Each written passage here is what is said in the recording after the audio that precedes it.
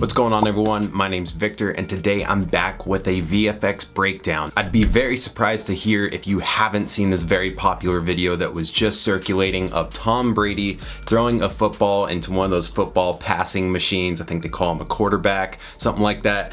And he throws it directly into it and it gets stuck and that shoots right back to him and he just keeps playing catch with it. It's a very impressive VFX video and it immediately caught my attention because I at first didn't know exactly how they were doing it, and now I'm going to give you my best guess. But first, let's credit the creators that made this. So the director and VFX artist was Ari Fararooy. I hope I'm pronouncing that right. And the CGI was Warm and Fuzzy TV, and the producer Shadowline. All right, let's break it down. So I imagine this beginning part is compiled of two different shots, and that would be a clean plate and then Tom Brady playing catch with someone who's actually there. So you keep the part of the footage that has Tom Brady and then you mask out that football that is being passed to someone else and replacing that background with the clean plate, and then that football passing machine has got to be 3D. It looks pretty good, but then, you know, upon watching it a million times and zooming in on it, I can tell that it looks 3D. I'm like 99.9% sure. Some of the tells are the shadows don't seem to quite look like the same shadows that are on Tom Brady himself, but they did a really good job at making it look real because it's tracked well into the scene and then having it rock with like the force of the football coming into it. So something you might be wondering is, if this is someone playing catch with Tom Brady, how are they lining up the football to land perfectly into this machine when the machine looks kind of short? Like, how could someone be throwing that low and perfectly to them?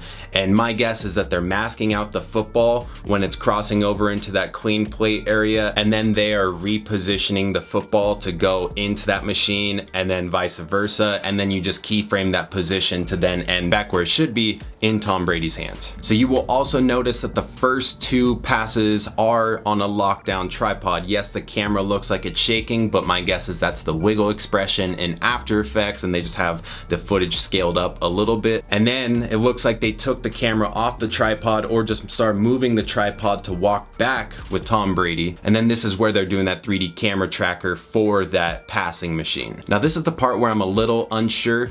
I'm guessing with that last pass, they're just painting out that ball, and then they probably just set down the camera on a tripod and had someone throw up a ball on a completely different shot and just mask out that ball and comp it into that shot of Tom Brady. But when you look closely at this ball, it doesn't look like it has a shadow that interacts with the field once it starts bouncing. And so to me, it doesn't look like they did that in the same shot. But it happens so quick, the normal person would never notice that. I wouldn't notice it if I didn't screen record it and then watch it a million times. And that's how I think they did that Tom Brady VFX passing video. I hope you guys enjoyed this video and learned something. If you did, I would ask that you please go to Ari's Instagram page and ask him to watch this video to tell me whether or not I was right in my breakdown. I'd be very interested to see in what parts I'm wrong, and if he's making a full in-depth behind the scenes video anytime soon, that would be awesome to see, because it's creativity like this that I think we can all learn from. Thank you guys for watching. I'll see you in the next one.